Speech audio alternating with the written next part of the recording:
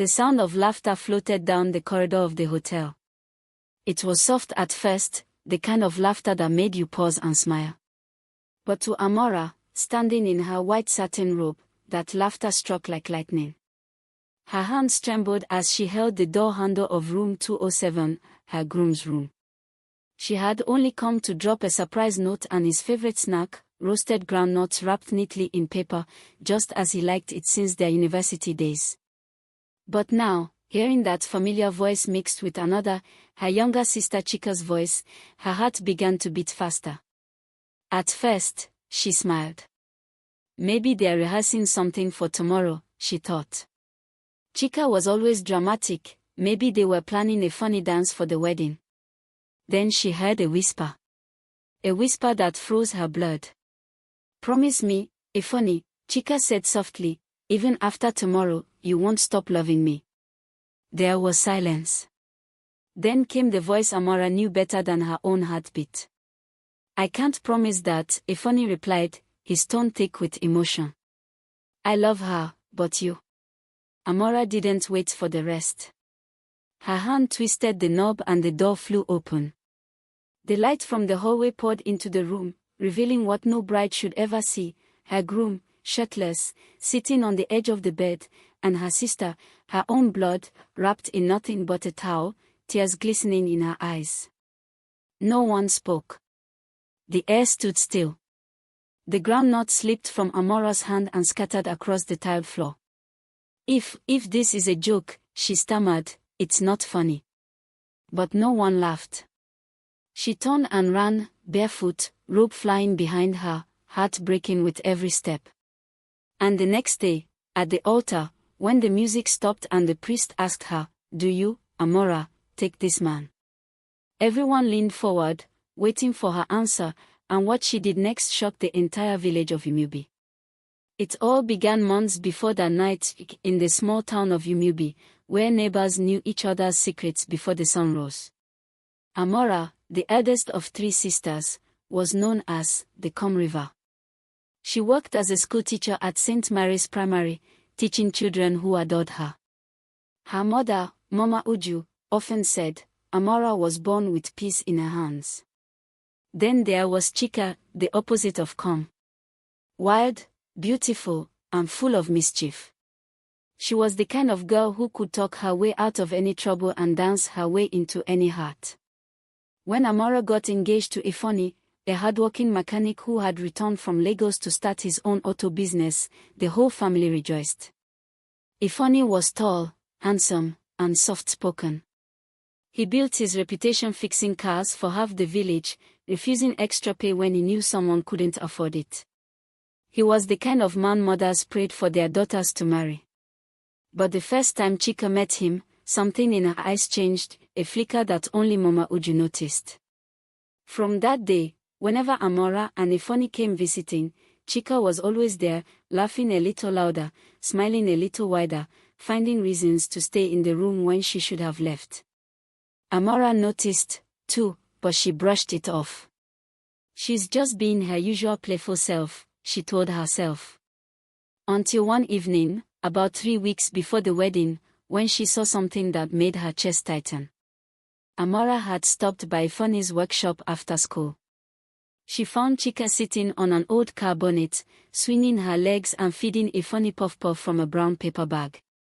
The scene looked innocent, too innocent to be comfortable. I didn't know you two were meeting here, Amara said lightly, forcing a smile. Oh. Chika laughed, brushing crumbs off her dress. I was just passing by. I brought puff-puff for everyone. But there was no one else around.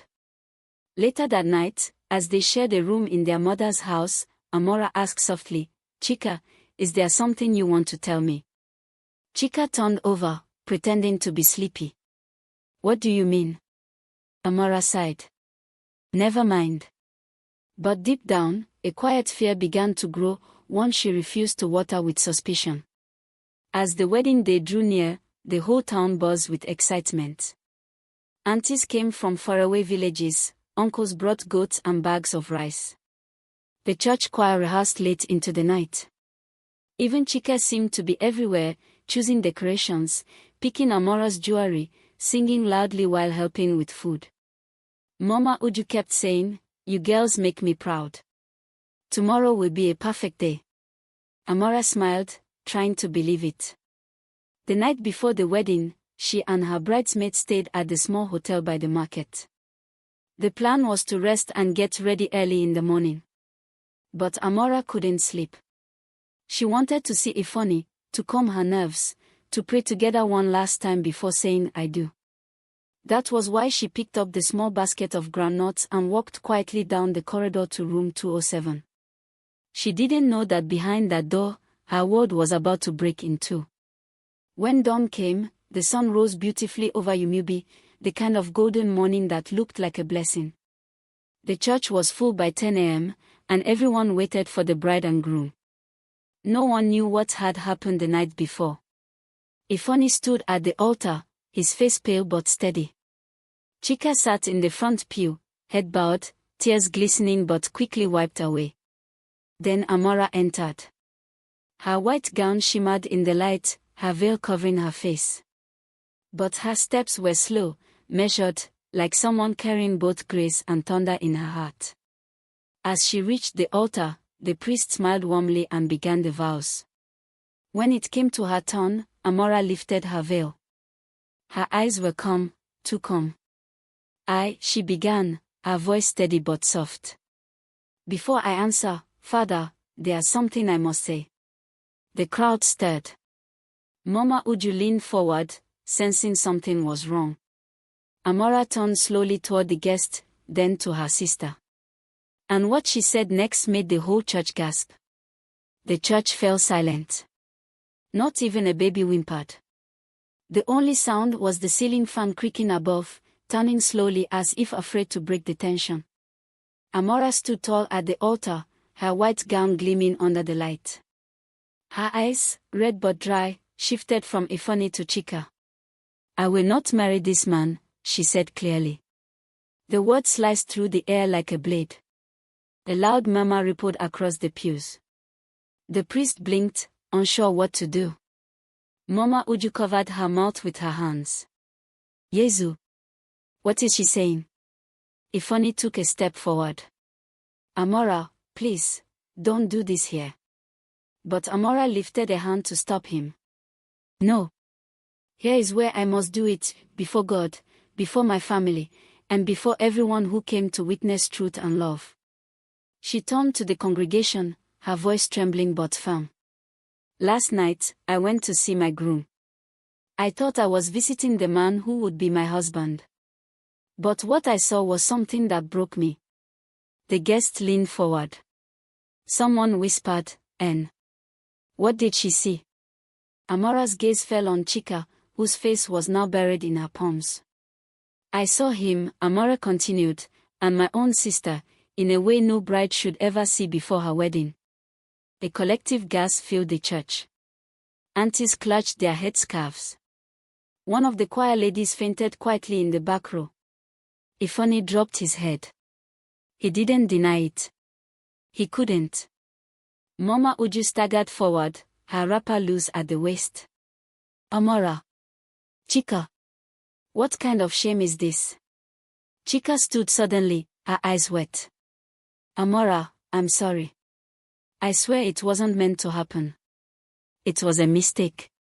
Amara turned to her, her face calm in a way that frightened everyone more than anger ever could. A mistake is when you step on someone's foot. Not when you lie with their groom the night before their wedding. The priest stepped between them gently. "My daughter, please, this is the house of God. Let's calm down." Amara smiled sadly. "Father, I am calm. I am calm because I have decided something important." She turned back to Ifeanyi. "I won't curse you. I won't fight you. You taught me something valuable, that love without honesty is poison. You drank from it, and so did I." Then she did something no one expected. Amara reached for Chika's hand. The entire church held its breath. "I forgive you," she said softly. "Both of you." Chika froze, tears streaming down her face. You forgive me." "Yes," Amara whispered.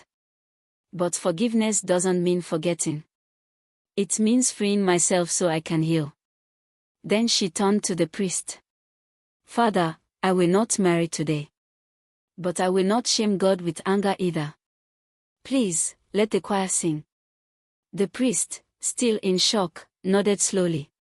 "Let the choir sing," he said weakly. And as the choir began to hum, "It is well with my soul," Amara stepped down from the altar, not as a bride, but as a woman reborn. The crowd parted for her like water. Some wept. Some whispered. Others clapped softly in respect. She walked out into the bright sunlight, her veil fluttering in the breeze. Children watched as she passed, and one little girl, her student from school, ran up to her with a small white flower. "Auntie Amara," the girl said shyly, "you still look like a queen." Amara smiled, taking the flower. "Thank you, my dear. Queens don't lose their crowns because someone else dropped theirs." She kept walking, down the road, past the market, past the mango trees, until she reached the stream where she and Chika used to play as children. There, she sat on a flat rock, looking at her reflection in the water. Behind her, footsteps approached. She didn't need to turn, she already knew who it was. "Amara," Mama Uju's voice quivered. "My daughter, what will people say?" Amara turned slowly to face her mother. "Let them say what they will, Mama. People always talk. But one day, they'll stop talking and remember what they saw, that I chose peace over pain." Mama Uju sighed, tears rolling down her cheeks. "You are stronger than I thought." Amara smiled faintly. "I learned from you." Weeks passed. The scandal was the talk of Umubi for days, then slowly faded as new gossip replaced it. Chika moved to another town to live with an aunt, ashamed but trying to start anew. Ifoni left soon after, no one really knew where he went. But Amara stayed. She returned to her school, teaching children again, smiling more each day. Sometimes, people would see her walking by the stream in the evenings, humming softly, and they would whisper, "That's the bride who forgave the unforgivable." One day, after class, she found a note on her desk. It was written in neat handwriting. "You don't know me, but your courage gave me strength to leave my own broken engagement. Thank you for reminding us what dignity looks like." Amara smiled as she folded the note. For the first time in a long while, her heart felt light. The sun dipped low, painting the town in gold. Somewhere in the distance, children laughed, drums played, and life, as it always did in Umubi, went on. And though her wedding never happened, everyone knew that day at the altar, Amara became something greater than a bride. She became a story. A story the elders would one day tell their daughters, about the woman who walked into heartbreak, stood tall in truth, and left the altar with her crown still shining.